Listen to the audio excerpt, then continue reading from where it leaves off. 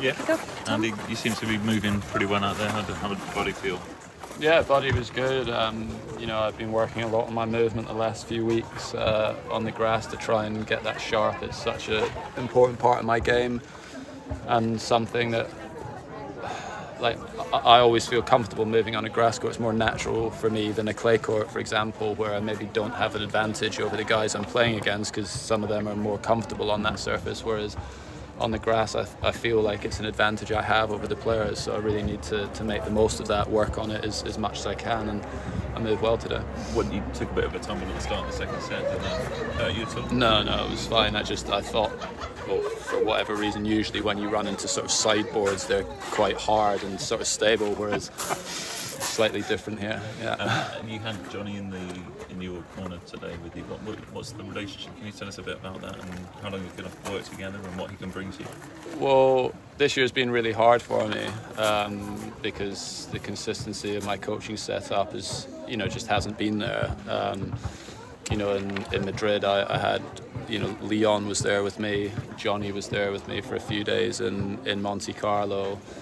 I had a lot of. I was on court. I've been on court with like 9 or 10 coaches this year, just because Ivan is obviously doing a limited number of weeks, and Mark Hilton, he has a role with the LCA where he can only do a certain number of weeks as well, and I really feel like I've lacked a bit of consistency there, and at times it's sort of, it's just not helped with the preparation for tournaments. So I wanted to get just some consistency there and always have like one person who will be with me for the majority of the time, and that was kind of during most of my career how I always had it, like with Jamie Delgado working with Ivan, but Jamie Delgado was doing the majority of the weeks. Same thing with Danny Valverdue when I was working with Ivan initially, and then it feels like sort of having a younger guy who plays well and has a good understanding of the game to work with alongside Ivan and Hiltz and gain experience from them is really what I felt like I wanted, and we'll see how it goes. What's the motivation for you to keep putting your body on the line at an age when many would think nothing? I mean, why do you want to keep doing who are you proving it to? Is it to yourself? Is it to... I don't have anything to prove to anyone in my eyes anyway. I mean, I still feel like I'm capable of competing right at the top of the game.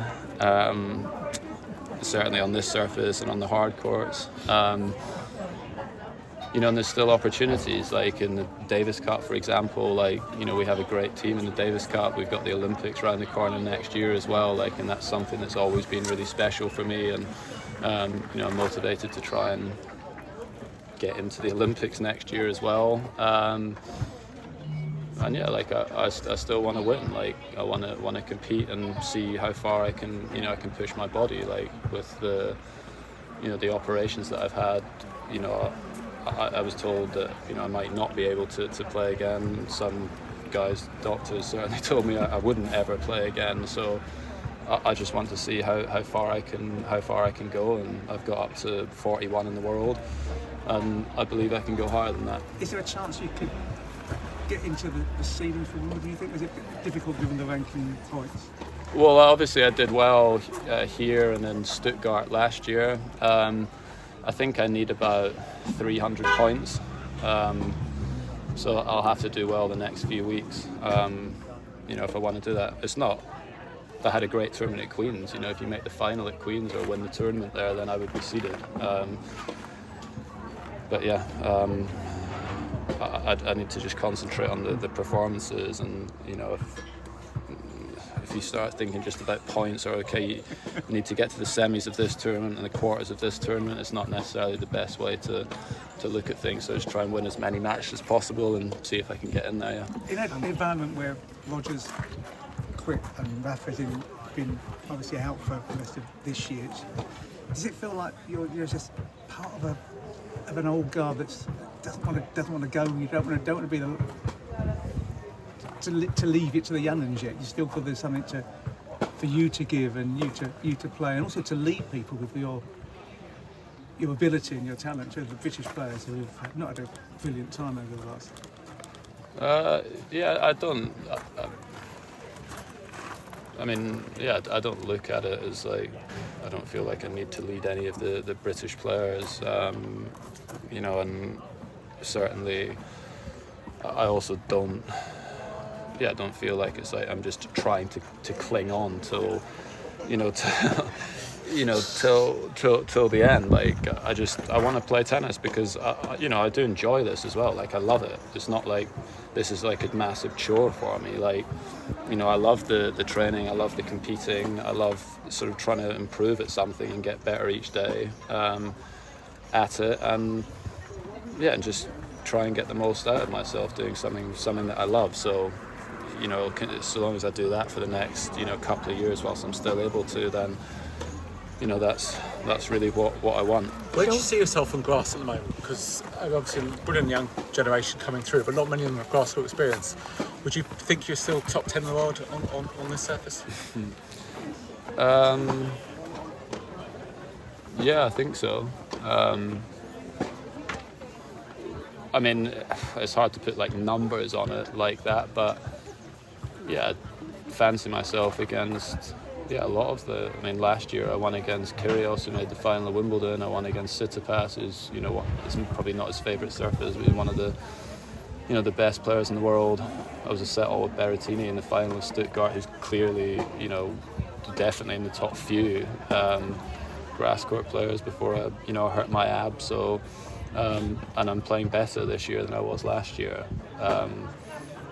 but it's kind of irrelevant whether you say that's what it is. You need to perform and win the matches on the court, and it's up to me to show that the next 4 or 5 weeks. What are these weeks like where you're sleeping in your own bed? What is the routine like? And you're playing these local tournaments. I sleep in a different bed than usual during these weeks. I'd sleep in the spare room to try and get a better night's sleep. But yeah, it was really nice, like getting up in the morning and getting the kids dressed and ready for school and feeding them, and so long as we don't chat too long here, I'll get to see them before they go to bed as well. And I only live 20-30 minutes down the road from here, so that's what's nice. I go and I'll shower and probably hop in the car and see my physio back home, and see my family, which is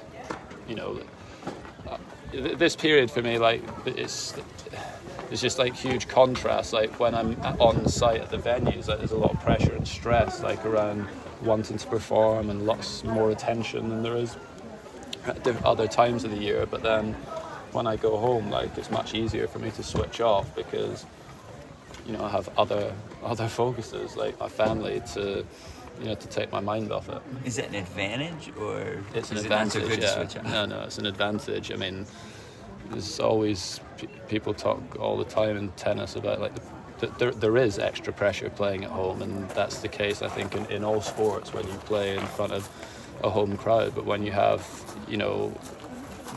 big support behind you, in all sports, it is always an advantage to play at home. There's hardly any teams or individuals that perform worse over time when they're competing at home. I don't think I've seen that. So yeah, it is an advantage. There is just a bit more stress and a little bit more pressure than other times of the year, and that's why you need to do a good job away from the court of just trying to switch off when you can. And I find that much easier now than I did when I was in my early 20s. It's much easier to get distracted by things. Just a couple more. Just a very quick one, another one on Johnny. I mean, he's a new young coach in that role, and you've sort of been there and done it and won everything. Do you think he's got the character and sort of personality to not be intimidated out of the role and bring out the best in you? Well, yeah, I mean, I think that's also my responsibility, is to not be like that, not be intimidating towards him, to involve him in all of the discussions and to communicate well with him, and to make him feel comfortable telling me what he thinks. There's no point having people around me at this stage that are just going to tell me that, oh, Andy, you're brilliant, like everything's great all the time. Like I do need to have that, and we've spoken about that as a team as well, and that's where it's really important for him to spend time around Ivan and around Hilks, to understand the level that I need to be playing at, and the discipline and the hard work that we put into the sessions and things like that. And it might take a little bit of time, but that's a lot of that is my responsibility and not necessarily his, because you're right, it would be easy for me to be what do you know, but then what's the point of me bringing him on board or having someone like him around?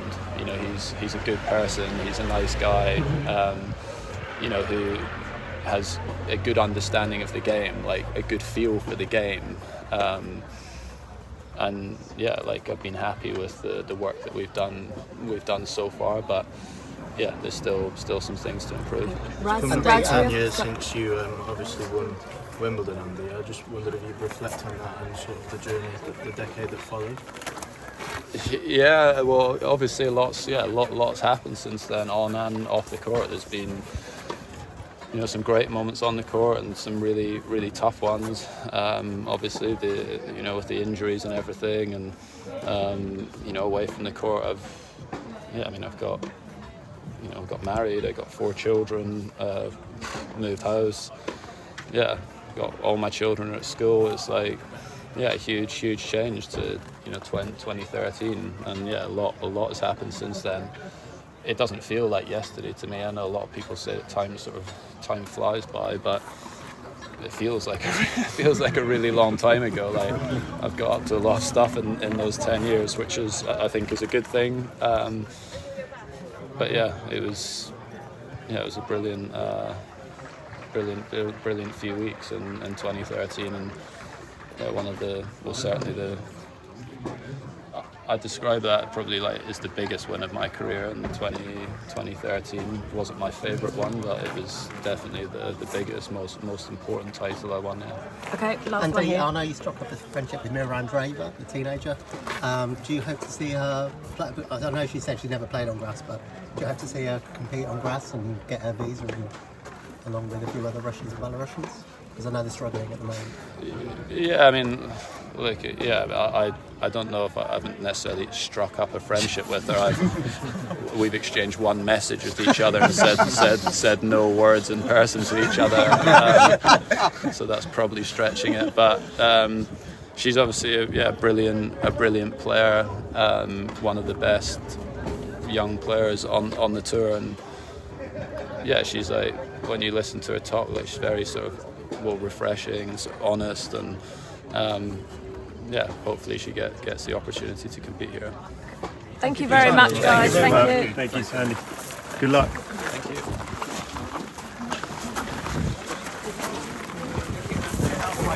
Sorry.